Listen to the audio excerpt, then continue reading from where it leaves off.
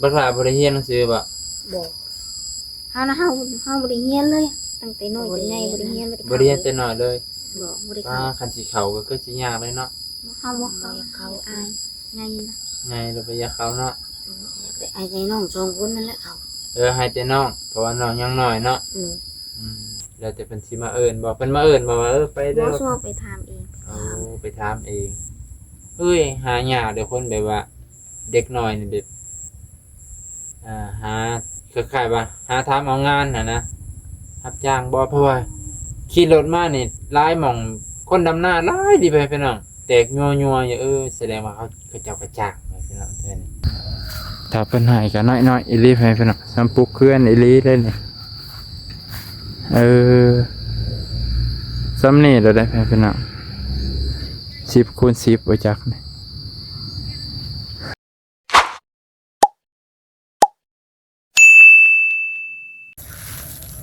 สบายดีและสวัสดีเด้อพี่น้องเบิดสุขสุขคนมื้อนี้บ่าวนงกลับมาตามภารกิจผู้หลักผู้ใหญ่เพิ่นให้มาถามมาเบิ่ง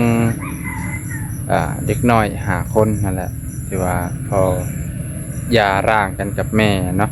ซึ่งเพิ่นก็ใช้ชีวิตตามลำพังกับแม่ที่ว่า5 คน7 ชีวิตนั่นแหละพี่น้องไปเบิ่งนำกันนี่ก็ฮอดทางเขาแหละพอดีบ่าวน้องก็แนมเห็นบ่าวแสนเพิ่นเข้าประตูนี่แหละพี่น้องเฮาก็ได้เข้ามาแล้วพี่น้องเข้ามาทางในแล้วบ่มีหยังฝากเพิ่นซื้อปิ้งไก่ปู๊ดซื้อมาเตซิโน่พี่น้องเพื่อสิขี่มาฮอดพี่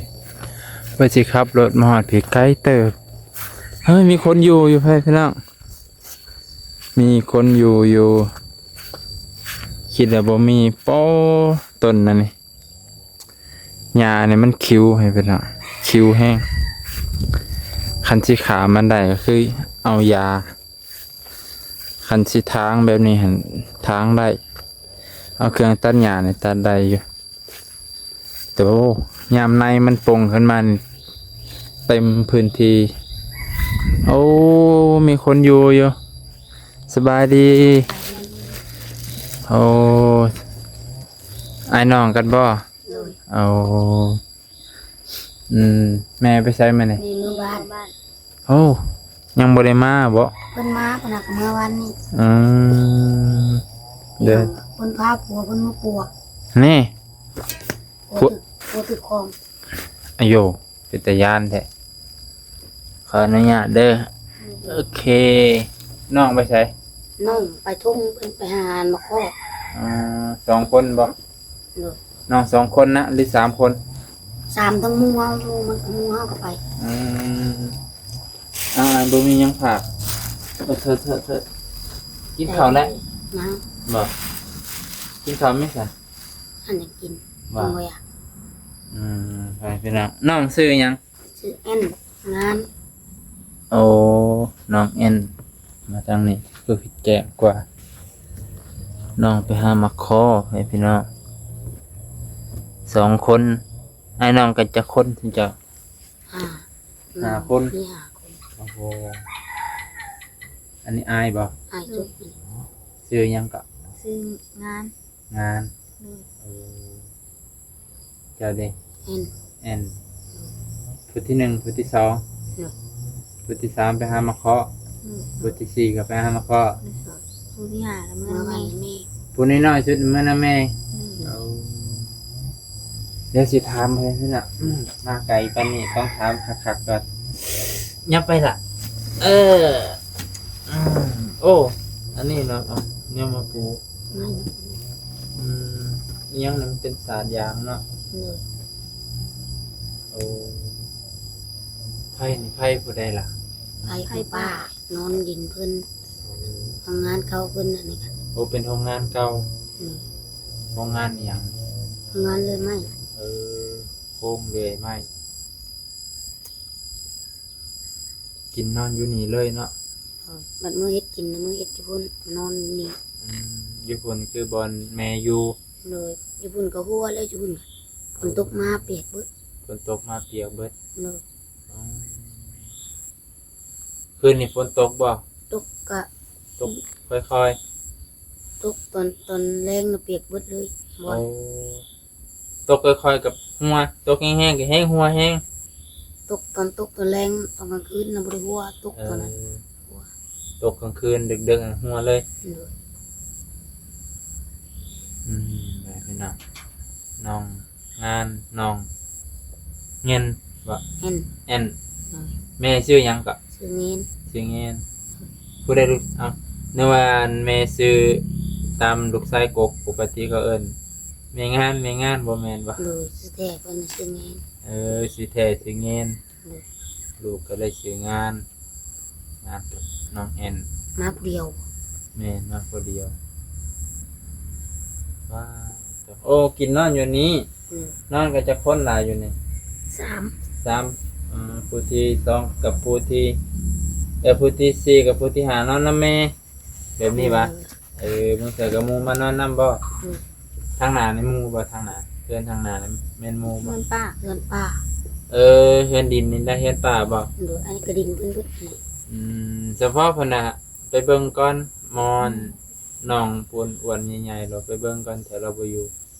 ก็เลยเขาได้ยินเสียงเจ้าคิดสิอยู่มีโทรศัพท์เล่นบ่ล่ะ มีคน เอา เดียว มีอยู่เนาะผู้ละเครื่องบ่ มีตอนนั้นผู้ละเครื่องหาซื้อแล้วมันพี อืม แล้วเรือแต่ของเฮา เดี๋ยวจะของบอกว่า อืม เดี๋ยวจะของอ้ายเพราะได้เล่นไปพี่น้องนอนอยู่นี่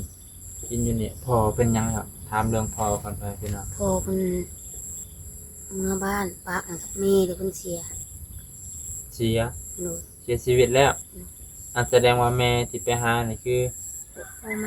พ่อไม่พ่อเลี้ยง โดย แต่พ่อเลี้ยงตอนนี้ก็โซ โดย โซหรือป่วยธรรมดา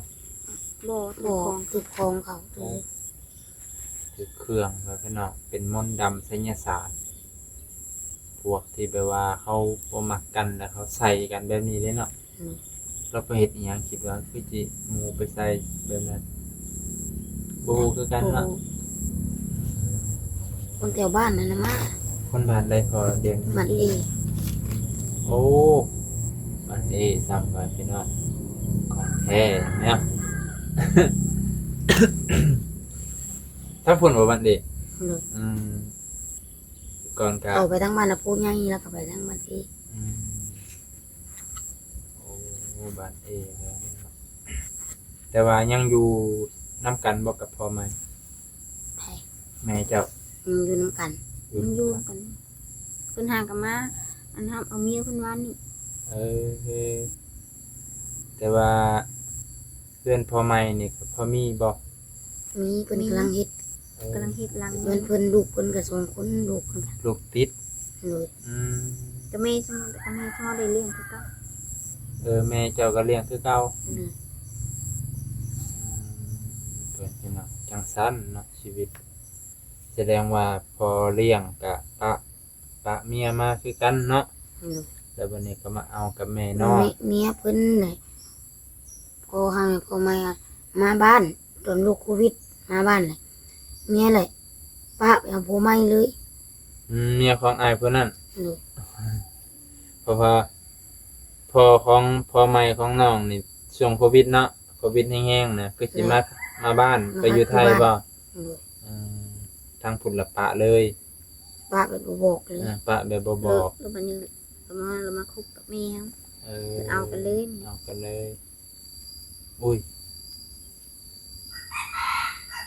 คิดไปคิดมากับปิดแต่น่าสงสัยเด้เนาะจักผู้ใดปะผู้ใดเนาะเดี๋ยวบัดนี้ก็โยมเนี่ยไปเลยเนาะเฮาก็คิดว่าเข้าปะเลยเนาะ ต่อก็บ่ได้ ติดต่อก็บ่ได้แล้วสุนเจ้าก็ยังแบบว่าเอิ้นพออยู่บ่ เอิ้นอยู่ว่า เอ จะ อ เอิ้น เพิ่นก็ดีเด้เนาะ ดีอยู่ อืม มันบ่มีหยังก็บ่เอิ้น อืมแบบบ่มีเวียกก็บ่ได้เอิ้นเนาะ เนาะ ปกติก็เอิ้นพอแหละเนาะ เนาะ จังจังได๋ก็อย่าเพราะว่าเพิ่นก็ฮักแม่เฮาเพิ่นก็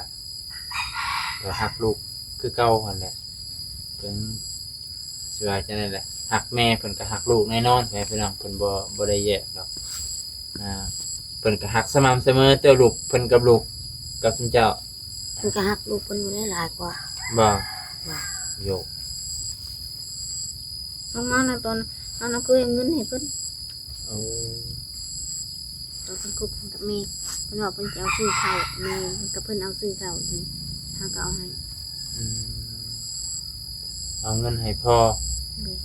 เพิ่นสิซื้อข้าวกิน เลย แสดงว่าเพิ่นก็บ่ค่อยมีจ้ะเนาะเด็กเพิ่นก็ บ่ มี ซื้อ อยู่ ก็ บ่ ซื้อมาซื้อกิน ซื้อให้ซุมเจ้ากิน เลย แล้วก็ซื้อมาบ่บัดนี้ ซื้อมา ซื้อมาอยู่ดีอันนี้ก็ดินป้าไปเป็นนะดินป้าเที่ยงหน้าป้า เป็นโรงงานโรงเรือยเก่าตัวบักหลาบริเฮียนหนังสือบ่ บอก เฮานะเฮาบ่ได้เรียนเลยตั้งแต่น้อยจนใหญ่บ่ได้เรียน บริเฮียนแต่น้อยเลย บ่ได้เข้า คันสิเขาก็คือสิยากเลยเนาะ เฮาบ่เข้าอายใหญ่นะ ไงเราไปอยากเขาเนาะ ไอ้ใจน้องสองคนนั่นแหละเขา ให้แต่น้องเพราะว่าน้องยังน้อยเนาะ หนู อืมแต่ว่าบักหลานี่เขียนออกอ่านได้อยู่บ่หรือบ่เลย หนูได้ บ่ได้แต่ว่าหมูเซตมานี่ก็แล้วได้เด้เนาะ หนูเสร็จมากอะอัดเสียงเอา เอาเสียงเอาส่งข้อความเสียงไปพี่น้องอ่านก็คือกันบ่อื้อหือคะแนนเรียนยากเลยเนาะ หนู มันใหญ่เลยเด้มันบ่สิไปเรียนป .1 ไปพี่น้องก็โพดแล้วแต่ว่าน้องๆนี่อยากให้แต่น้องสองคนนี่เรียน อีกผู้ที่3เด้ให้เรียนบ่ใหญ่คือกันบ่ผู้ที่ ใหญ่ซ้ำกันเลย ผู้ใดก็เป็นว่าแฝดนะเจ้ากับไผ กับผู้ไปเอามาขอ ผู้ที่3เนาะ1 2 3แต่อันผู้น้องออกก่อน เอา คันผู้ออกตำลังก็ได้เป็นอ้าย ผู้ใดออกทีหลังก็เป็นซันบ่ เลย เออ เอ็นออกทีหลังหมูนะ ก็ได้เป็นน้อง หมูเอ็นออกทีหลังได้เป็นอ้ายหมูนั่นออกก่อนแล้วได้เป็น อ้าวคือจังสั่นบ่ เลย ยันดอกผู้ใดออกก่อนเป็นอ้ายผู้ออกทีหลังก็เป็นน้องบ่เนาะ เอ็นน่ะออกทีหลังออกยากใช่ไหม เอาเจ้าก็เห็นบ่ตอน บ่เฮาก็เฮาบ่เห็นเฮายังน้อยๆซ้ำน้องผู้นั้นเมื่อนะแม่ เออ เฮาก็เห็นก็บ่ได้เห็นมันจื้อเห็นปะ เห็นก็บ่ชื่อแล้วเนาะตอนน้อยเนาะอืมนอนแบบนี้ก็คิดเคยคิดย่านบ่ล่ะ บ่เฮาบ่ย่านเฮาคือ พยานเขา เฮาเคยแล้วเนาะเฮาชินกับแบบนี้แล้ว หนู แต่ก็คิดอยากได้เฮือนอยากได้ซ่านอยู่บ่ ได้เงินในมีอยู่ดินเล็กได้ ดินก็อยากได้เฮือนก็อยากได้แบบนี้เฮือนพอเก่านี่ก็บ่มีเลย คนขายปัวเบิดดินกะ โอ้ ขาย ดินน่ะมีหรือขายปัวอัน สองคน คนนั้นเฟด เขาเป็นปอดตัวน้อย โอ้จะเป็นปอดตอนน้อย ๆ เพิ่นก็เลยขายดินปัวเจ้าทั้ง2 คน หนู แล้ววันนี้บัดสุดท้ายพอกับไป พอเสียชีวิตเนาะ เพิ่นเข้าคุกเพิ่นเข้าคุกได้เสียชีวิต เพิ่นเข้าคุก เพิ่นเกี่ยวกับยานี่แหละ โอ้เพิ่นก็เกี่ยวกับอันนี้แหละไปเป็นเนาะเก็บโยงกับยาเพิ่นก็เลย กินฮอดพ่ออยู่บ่ เขาพอนะ จำว่าเพิ่นจนทุ่ม บว เท ชกัน ให้ เท ทั้ง ศ หลาย สิบ่ เนาะ ได้เมื่อบวชเลยแม่บ่พาเมื่อบ วชจังได๋ บวชก็บ่ได้มือบวชน้ำพอ เออแม่บ่ได้พาเมื่อบวช หนู เมื่องานศพนะบ่เมื่องานศพปกติก็เจ้าสิบวชหน้าไฟเนาะแต่ว่าแม่บ่ได้พาเมื่อเป็นหยังแม่ก็บ่ได้พา มี เมื่ ร อ ถมือ บ่มีรถ หนู จะเป็นหยังแสดงว่าแฝด2 คนเนี่ยเป็นเคยเป็นโรคปอดมาหายใจยากแบบนี้บ่ล่ะ ตัวตาย ตาย ตา คืน ปลา นะ ตายคืน หนู อืม ผู้นั้นก็ตายคืนผู้นั้นก็ เออ ตาจัวขาวแล้วพวกนั้นน่ะเกือบสิบ่รอดแล้ว ถ้าไปบวชไปบ่ล่ะ ไปบวชเท่านั้น ชวนไปบวชเลยพี่น้อง ไปบวชก็อ่านหนังสือเป็นญาติเพิ่นบ่เอา อืมอันนั้นสิบ่ได้ยันเพิ่นบ่เอาพี่น้องไปอยู่วัดป่าเอาให้พี่น้องบวชปุ๊บปฏิบัติปรับงดเล่นเบิดทุกอย่างอยู่ได้บ่โทรศัพท์ก็บ่ให้จับอิหยังก็บ่ให้เล่น แต่ว่าอยากไปมันได้อยากหาเงินช่วยแม่ บ่อยากไปแม่พี่น้องคือน้องคิดว่าคันไปเนี่ยอาจจะบ่ได้เลี้ยงดูแม่ อาจจะบ่ได้หาเงินหาคำให้แม่เนาะ เนาะ ดีคิดดีแหละคิดว่าอนาคตใหญ่ขึ้นมาไปสิไปไสก่อนทำอิฐ หาเงินให้แม่ กรุงเทพบ่ อืม กรุงเทพในใจอยากให้อ่านออกเขียนได้น้อยหนึงแบบกรุงเทพให้พี่น้องพอได้อ่านนั่นอ่านนี่ยามเขาสั่งงานสั่งการเนาะแต่ว่ามันก็บ่เสมอไปพี่น้องงานที่บ่ได้ต้องใช้หนังสือก็มีใส่แต่ความสามารถความจำก็มีพี่น้องบ่ต้องอ่านออกเขียนได้ก็มีเพราะว่าบ่แม่นผู้อื่นผู้ไกลล้านบ่น้องก็อ่านบ่ออกคือกันบ่น้องแชทไปนี่มันบ่อ่านมันบ่ตอบหาก็ฮู้ว่าล้านเจ้าของอ่านบ่ออกส่งข้อความได้มันกลับไปทำงานให้กันทำงาน ห่างตะตีกัน ฮะ ห่างตะตีอย่างนี้ บ่ คนมันบ่เป็นนักสีมันก็เอา อยู่ไสน่ะอยู่ไทยนี้เอาขอให้เฮาดุขยันอดทนกับเพิ่น เนาะ เพิ่นเอาแน่นอน ตัวหลักๆคือดุขยันอดทนเพิ่นสิว่าเพิ่นสิหยังก็อดเอาถือว่าเพิ่นบอกเพิ่นสอนนะเสียดายบ่ได้พ่อน้องเพิ่นแม่พี่น้องแม่นี่ไป เมื่อดำหน้า เมืองดำนา เนาะ อืมโดนบ่เพิ่นมา โดนตื้อ ตัวว่าน้ำเบิดตัวแล้วนะ จนว่าแล้วนะแล้วนะอะไรเพิ่นจังมา เนาะ เพราะว่าเพิ่นก็ตามว่าไปซอยพ่อแน่เนาะ โตทั้ง ไปก้อยกับเพิ่นไปดำน่ะเอาข้าวมากินพี่ เอาซึ่งเจ้าก็บ่ได้ไปนำแม่ใช่ บ่ได้ไป มีรถเมื่อคันมีรถนะเพิ่นเอาน้อง โอ้แม่น่ะขี่รถโดยสารบ่ บอกขี่รถจักร เอารถจักรคันเดียวมันก็ จักปัวเพิ่นบ่จักสุนิท รถจักรมันพอ เนาะ บ่ว่าผัวที่พ่อที่เอิ้นพ่อที่ เพิ่นก็แพงเฮาอยู่บ่พ่อก็ได้แพงบ่แพงก็ยาเฮาก็เอิ้นพ่อในฐานะที่เพิ่น เฮาน่ะเอิ้นพ่ออยู่ตลอดนะเว้าหยังก็ย่าเฮาเอิ้นพ่อ อืมเพราะว่าจังได มันติดปากแล้ว เพราะว่า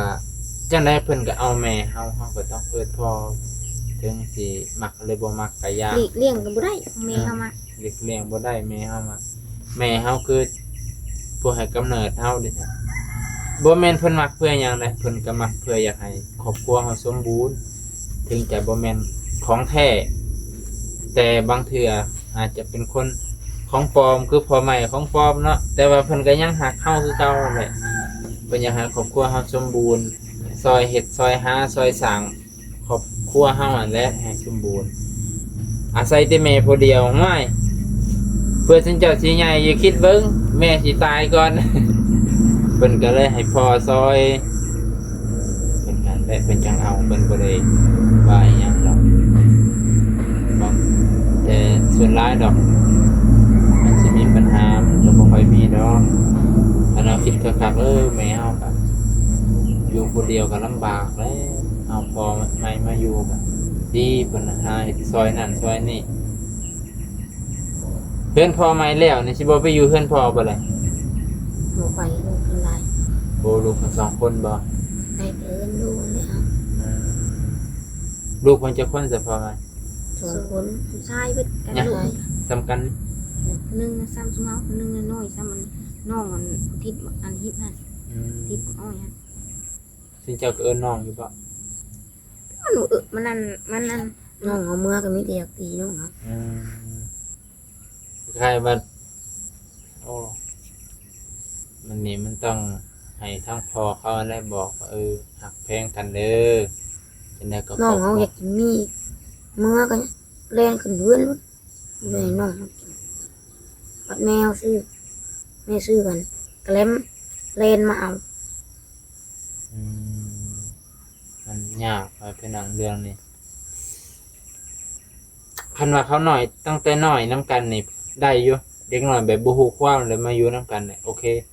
เขาสิหักแพงกันแล้วมันอันนี้มันใหญ่ทางคนต่างใหญ่มันอยากแยกออกนะ มันแยกพอกูเด้ลูกแม่มึงเด้แบบนี้มันสิแยก มันเว้าในแบบนี้คุณเขาบอกนะเงินก็หากับไปให้แต่แม่ทางเขาหมูมันเว้ากันลูกเราอะนะ อืมว่าเสร็จพอนะบ่ อืม ว่าหัน เงินแล้วบ่ได้ อืม เอาเรา ไปให้ติแม่ซุมเจ้านี่ อืม เ ให้กายมาซื้อเขาวเบิ่งเมื่อตอนก็ปัวกระโจบด หามากเดือนนี้บ่ได้ซื้อข้าวภายในเดือนหามากก็มีหามไปปัวไอ้ตัวเองนั่นล่ะพ่อ บ่หาเงินหาคำมานี่มีแต่ตัวเจ้าของ ดู ผู้บ่เราเป็นโรคอิหยังหรือแบบว่า เฮาบ่ฮู้ มันเป็นแบบเขาใส่เครื่องเนาะ เขาใส่ของ แบบว่าเฮาไปกวดก็บ่เห็นเนาะ ไปกวดกับบ่พบนี่ ไปกวดก็บ่พออิหยังให้พี่น้องเครื่องไสยศาสตร์เครื่องดำตะไปพี่น้องได้ยินข่าวอยู่บ่ว่าเพิ่นก็ซื้อดินให้อยู่บ่หรือจังได โอ้น้ำเพิ่นสิซื้อให้ บ่แม่ยังบ่ได้ว่าหยังบ่ บ่ยังบ่ว่าหยัง แสดงว่ายังบ่มีผู้ใดมาแทกมาวัดเบิ่งบ่ซั่น ยัง อ้ายผู้ผมยาวๆน่ะเห็นเพิ่นมาบ่ เห็นให้แซนบ่ บ่าวแสน มา เออ ก็เพิ่นถามว่าถามมึงป้าเพิ่นเด้อว่าเรื่องดินนะ เพิ่นสิขายให้บ่เดี๋ยวนี้บ่ เพิ่นว่าเพิ่นสิกายให้พ่อลงเงินป้า ฮะ ป้าน่ะเพิ่นสิกายให้พ่อลงเงิน อ๋อป้าสิขายให้พ่อลมเพื่อน อืม ซึ่งว่าเพื่อนใหญ่ซำนี้เนาะ เพิ่นเฮ็ดหลายเฮ็ดทั้งปี โอ้นี่ ดู โอ้ขายพ่อลมเพื่อนให้พี่น้อง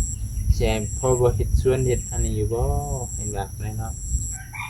แต่ว่าเฮ็ดให้เฮ็ดสวนในดินเพิ่นก็ได้เด้เนาะ ไหน คำเพิ่นนั้นเพิ่นมอมแม่น่ะสิลงไปถามเบิ่งดินอยู่ว่าเงินป้าทั้งวัน อยู่ทางใดน่ะ ลุงคิดเงินป้าอันพูนกระโซนซื้อโซนซื้อปลาโซน โอ้ เพิ่นอยากขายอยู่ เพิ่นก็อยากขายอยู่เออ แล้วแม่เนี่ยอยากลงไปอยู่ใต้ปลาโซนมันถึงอยู่ใต้มันถึงอันนั้นมันถึงคัก ทางใดทางใต้ ทั้งใต้กับ ทางพุทางมาเพิ่นเนาะติดทางบ่ ทิศหน้าทางถ้าว่าทั้งนี้กับแม่เบียกจู้มันหมูอยู่นั่นนอกทางแมวน่ะ มันค้าขา ไป ย รับ ยาก จ้าง เนาะ มูมันจะง่าย ไปเฮ็ดนั่นเฮ็ดนี่มันจะง่ายเนาะ อืม อยู่หน้าทางถือความเพิ่นอันนี้มันถือว่าอยู่ค่อยขี่รถมากพุ่นค่อยเลยฮอดพุ่นค่อยหาถามเพื่อนยายตนาอีกม้าน่ะก็เฮาเกือบกัดไป เพิ่นบอก ก็ถามว่าเพื่อนยายเพื่อนอันเอ้ยงันฮู้บ่ฮะไผเอ้ยงันบ่แม่ชื่อหยังก็ลืมเลย คือแม่ แล้วนั่งเดินเติบแล้วสิบ่แม่นเฮือนเองเงี้ยหั่นบ่เพิ่นว่าแม่นแล้วอ่ะ นี่เขาทางซอยนี่เหรอเขาก็จื้อๆบอลบอลแซนเปิดประตูแล้วก็เป็นยางเขามองหันแหละมันเป็นแบบเป็นปูซีมังบ่เด้ อืม ก็เลยว่าคือสิคล้ายๆมันนี่แหละผู้ใดนี่มาทำบิดมาถ่ายทำบิด บ่ฮู้ซื้อบ อลแซนบอลลือผู้ใด ไปจังเปล่าอย่างนั้น บอลเวียงบอลจิต บ่เวียง บอลเวียง มาก่อน ผู้ใดแนะนำมาน่ะเพิ่นฮู้เองบ่ รู้ ลุงเจ้า งานมา ก็ในใจเจ้านี่อยากให้เพิ่นซอยอยู่บ่ ให้ซอย เรื่องอิหยังหลักๆล่ะอยากได้อิหยังหลัก ไปเฮือน ๆได้เฮือนก่อนอื่นก็ต้องได้ดินก่อนเนาะ คุณกระตุก คนโตเขาอยู่นี่นำได้บ่ อืมมันพระแถวนี้ บ่ไปอยู่พุ่นเห็นนะ หรือพุ่นนี้ยังพัก คนนี้เปียก ยังเปียก เลย ยังดีได้ไปเบิ่งหมองมันเปียกน้ำบ่ถึกไฟติล่ะ บ่ทุก โอ้ระวังเด้อนี่เด้อป๊าดสองสายแม่นเพิ่นน่ะคันถึกสองสายนี่จังเลยนับร้อยก็บ่ลุกเด้ ว่าตัวนั้นกันยัง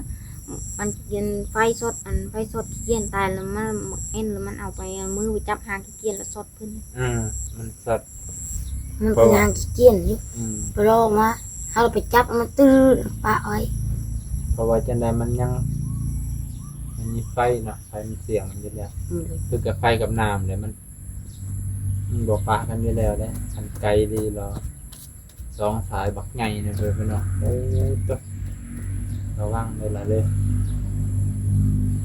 นับร้อยบ่ลุกได้ไปโลกใหม่เลย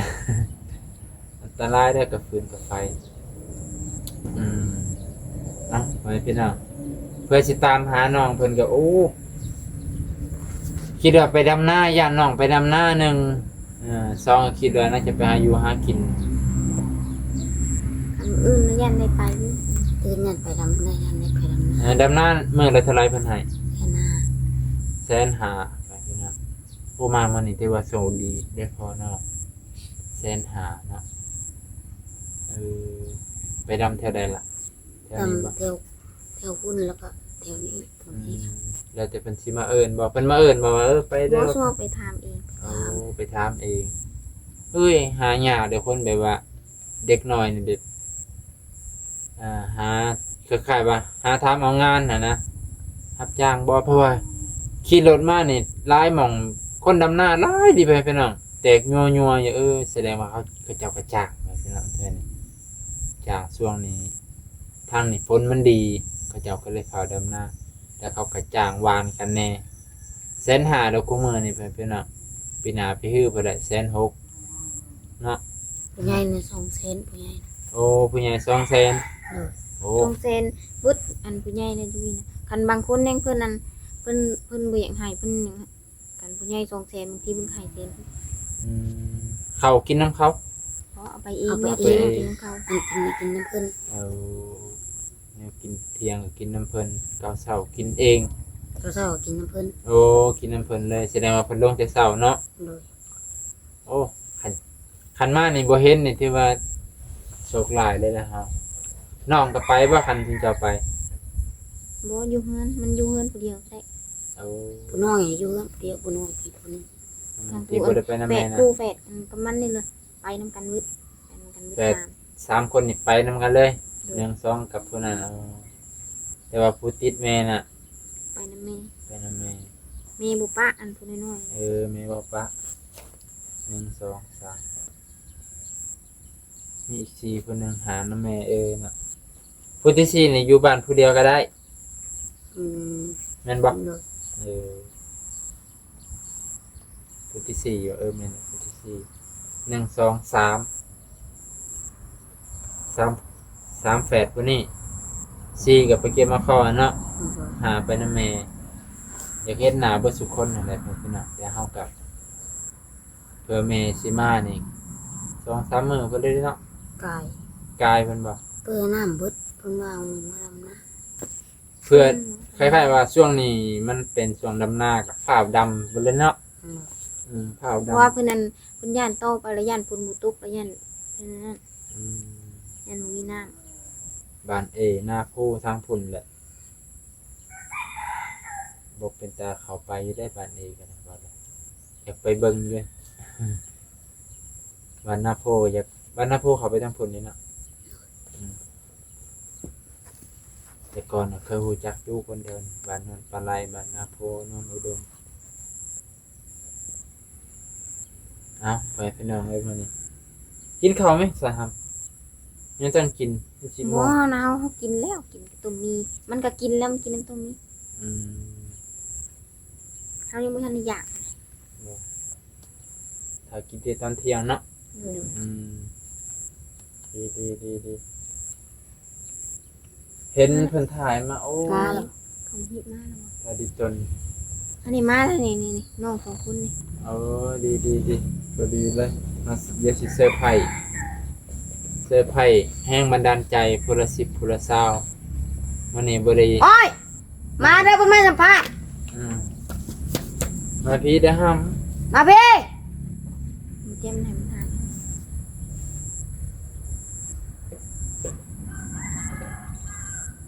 ดีใจบ่เพิ่นมาซอยเป็น ใจ ใจก็เครื่องที่เพิ่นมาให้มื้อนั้นเอาไปไว้เฮือนพวก อยู่เฮือน มันบ่เปียกมันบ่ บ่เปียกมันมีแก่ทั้งรุมมันบ่เปียก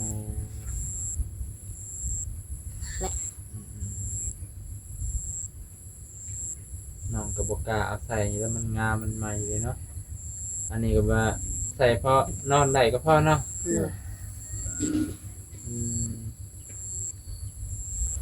ต่อไปพี่น้องเอ้ยถือว่า มาแล้วบ่ สัมภาษณ์แบบ exclusive โอ้ดินบอนนี่บ่ที่ว่าแต่ว่าแม่เพิ่นหันบ่อยากอยู่แถวนี้ใช่เพิ่นน่ะ มาเด้ออ้อย ที่จริงน่ะป้าเพิ่นน่ะขายพอลมเฮือนว่าพอลมเฮือนก็10คูณ10บ่จัก น้อยเด้เนาะ10คูณ10ไปซ้ำนี้แล้วนี่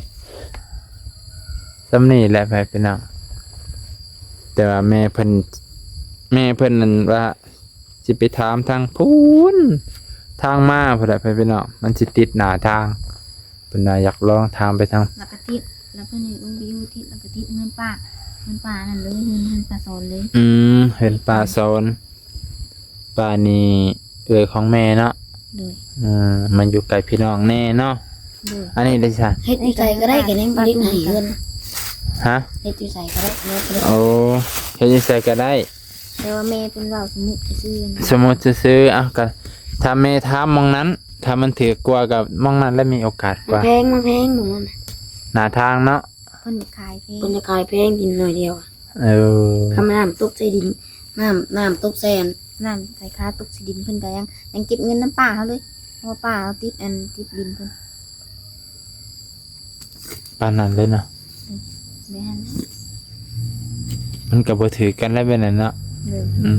บาทป้าเขาก็บาทบุถือก็เพื่อนก็ถือบาทถือก็ถือ โอ้ เขาบาทบุถือกันนี่มีแต่อันเงินเพิ่นแล้วมาว่าน้ำปลาเขาก่อน อืมฮะโกยไปเป็นน้องปัญหาชีวิตแต่ละคนแต่ละครอบครัวเนี่ยมันช่าง มาแหละ มากมายสิเหลือเกินไปพุ่นฉันไปหอยไว้ล่ะเดี๋ยวจะเอาไปเลยอัพ เอาไปเลย อันนี้ ไปเบิ่งบอลเฮ็ดอยู่เฮ็ดกินไปนะเมื่อจะไหนยังมาพี่ โอ้อันนี้เป็นเฮือนป่าเพิ่นเป็นเฮือนเนี่ยเนาะเป็นเสียดเฮือนเล่นน่ะเฮือนเอื้อยเออ เอื้อยของป่าอะไรน่ะมันคือแบบมีดินไผดินมันน่ะนี่คล้ายๆว่าดินแบงขายเลยเป็นนี่บอลนี่ไปเพิ่นน่ะเดี๋ยวสิพาไปเบิ่งกันนี่ซ้ำว่าดินแบงขายเห็นเพิ่นทางข้างในโอ้ถ้าเพิ่นให้ก็น้อยๆอีหลีไปเพิ่นน่ะซ้ำปลูกเคลื่อนอีหลีเลยนี่ซ้ำนี่เราได้ไปเพิ่นน่ะ10คูณ10บ่จักนี่